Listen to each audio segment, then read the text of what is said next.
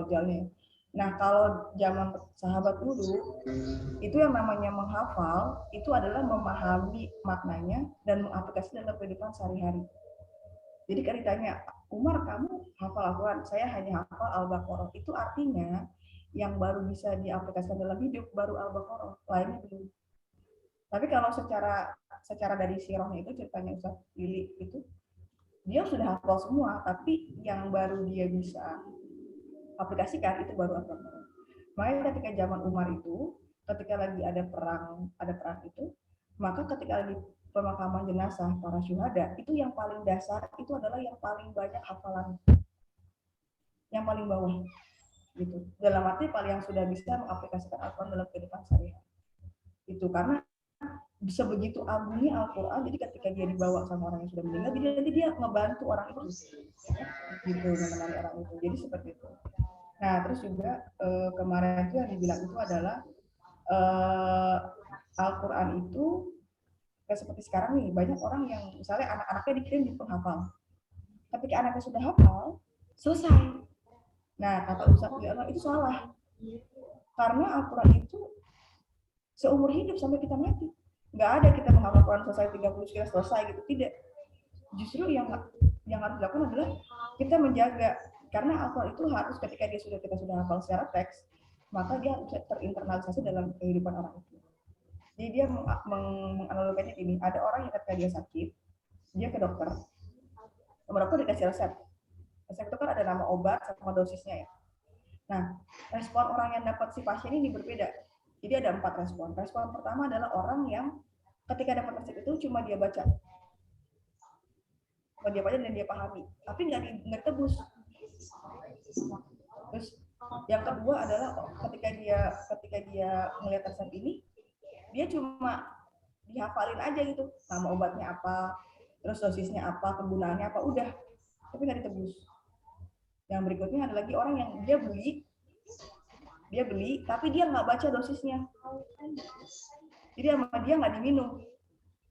Yang keempat, dia udah beli, dia udah baca dosisnya tapi nggak diminum. Nah, dari 4 itu kira-kira ada yang sembuh nggak? Nggak ada, karena tidak ada yang mengikuti panduan. Jadi apa itu kan panduan hidup. Yang namanya panduan itu harus dipahami, bukan cuma dihafal.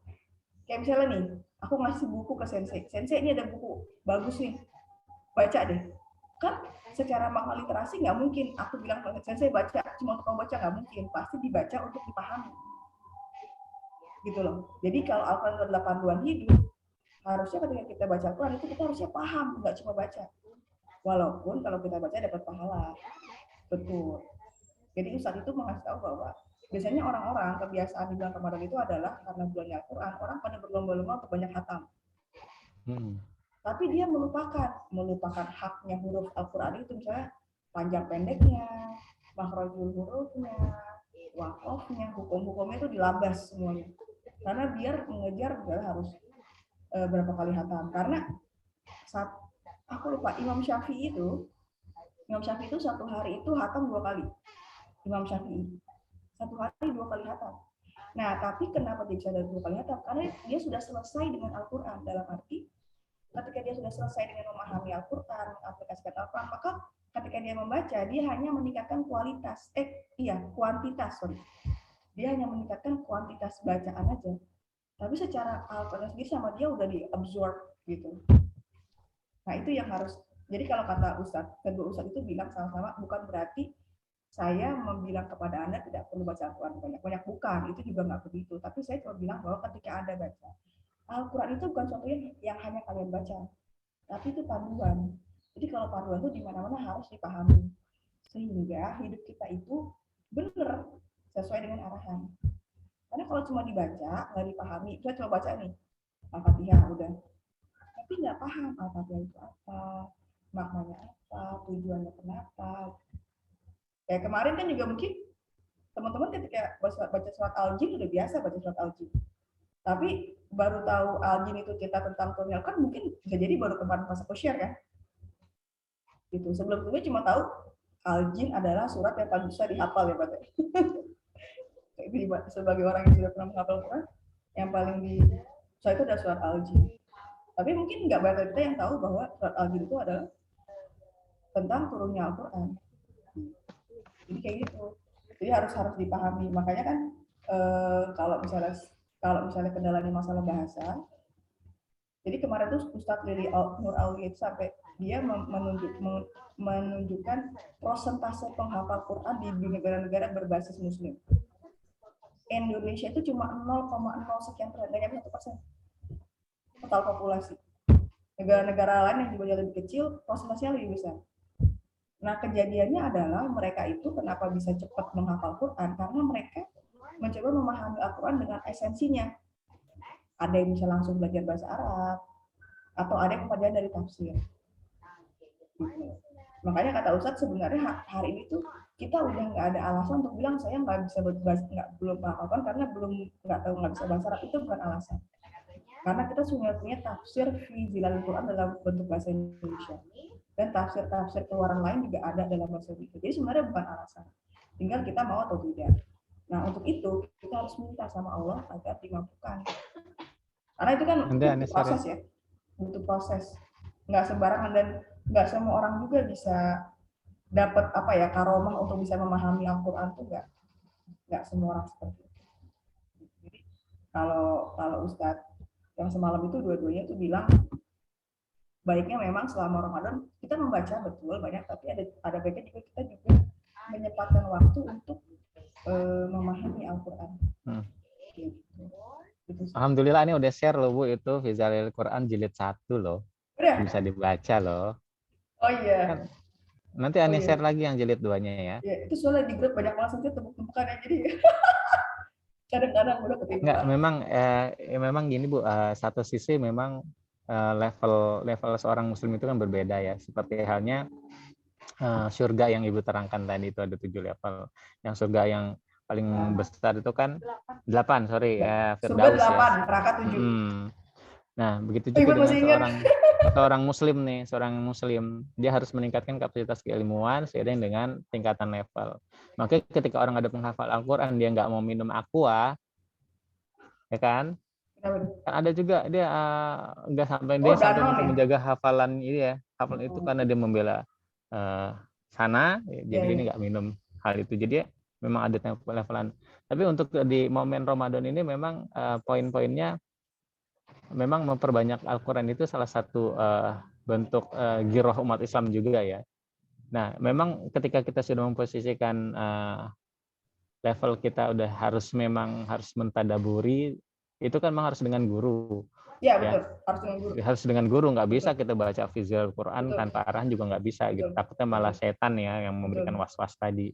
Nah, memang intinya di bulan Ramadan ini ya kita memang harus mendapatkan pencerahan dari orang yang paham Al-Quran. Maka majelis-majelis Badasku dan lain. Tapi memang ya sesuai level sih Bu.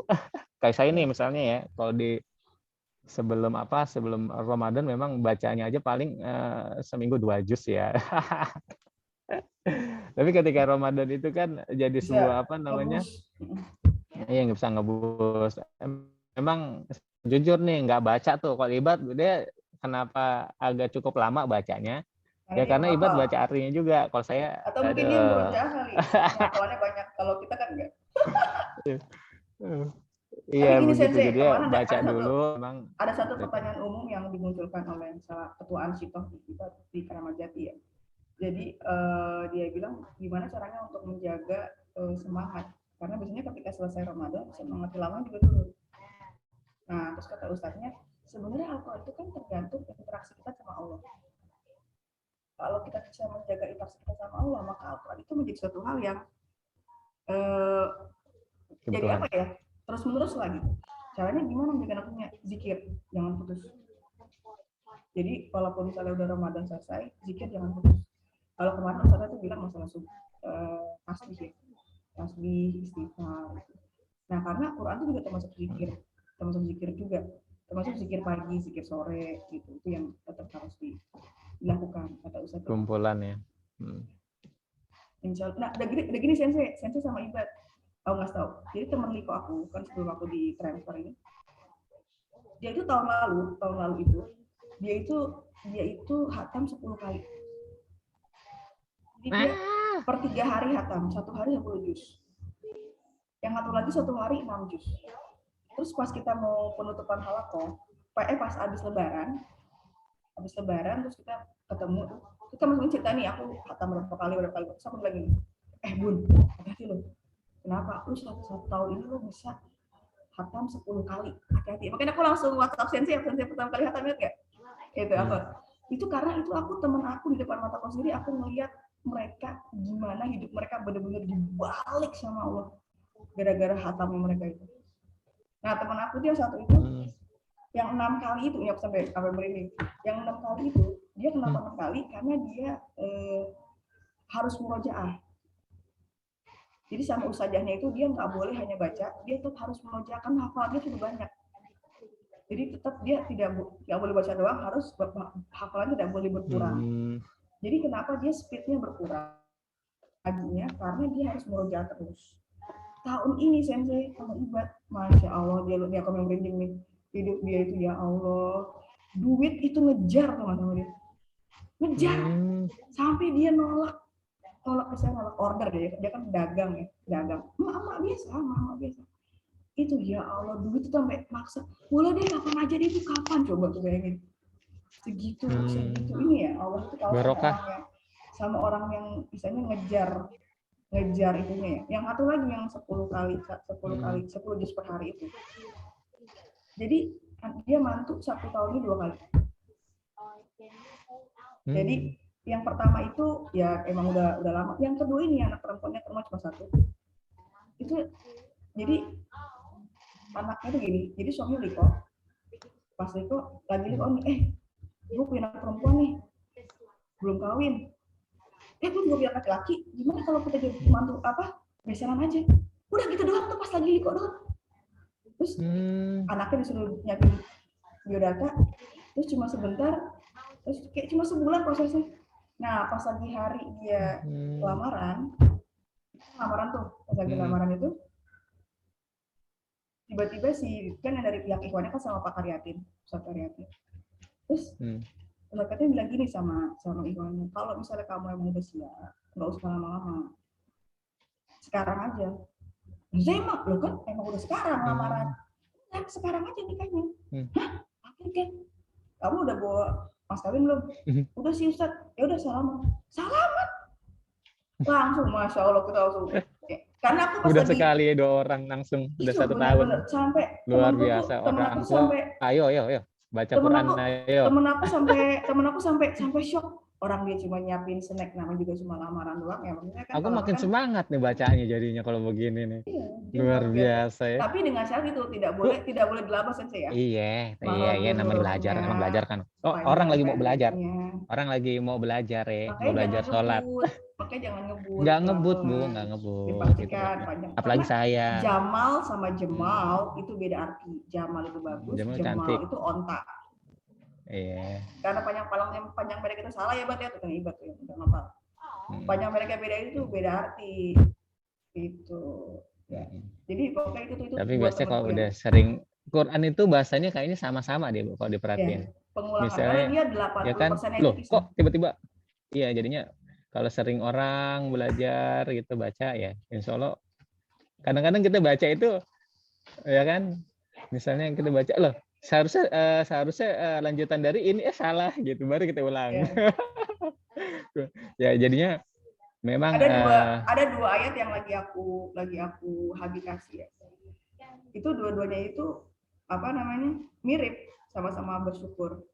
Jadi karena terbiasa dengan ayat yang sebelumnya, ketika dibaca ayat sesudahnya, oh bedanya cuma di sini sama di sini, tapi depannya sama.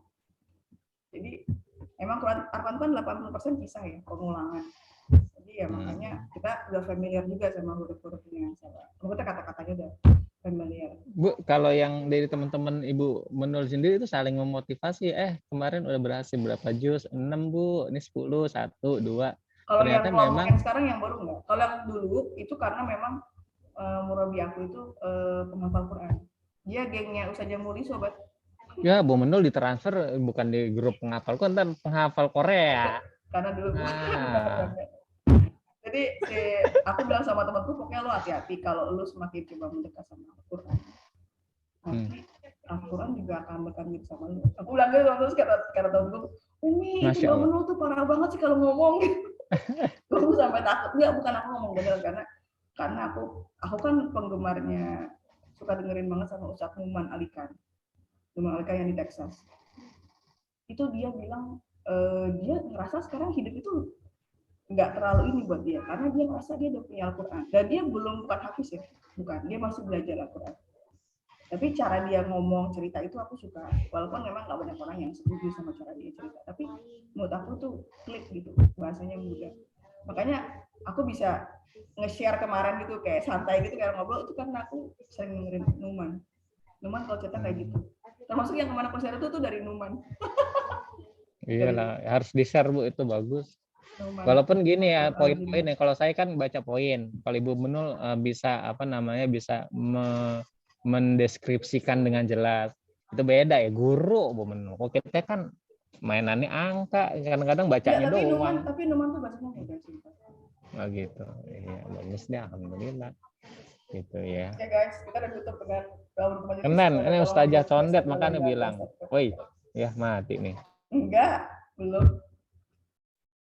Terus mati. Sensei pakai ini aja. Masuk lagi dong. Bu Menul. Sharing session mau pakai lagi ini aja. Apa mau ganti link? Boleh, terserah kamu. Ya udah aku itu ya, share link yang di grup ya. Sensei lagi nyarger, baterainya lowbat. Oh, dia pakai handphone ya? Pakai handphone. Nggak pakai webcam aku. Majuin aja ya Sensei, aku aja ya. Aku aja beli webcam ya. Biar bisa pakai komputer.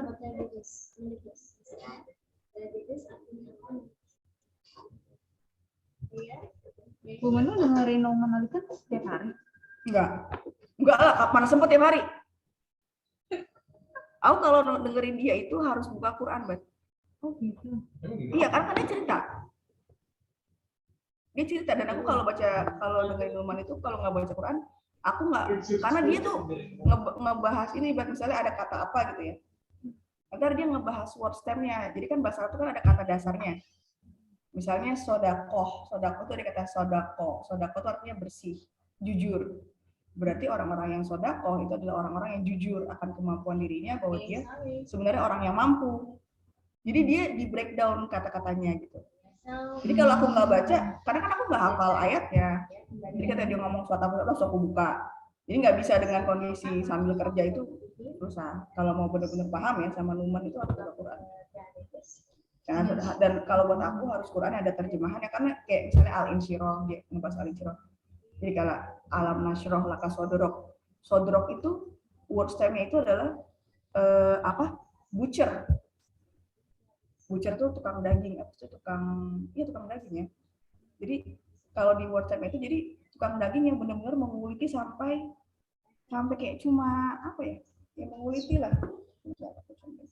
Jadi aku tuh jadi paham beberapa surat itu karena dengerin Numan.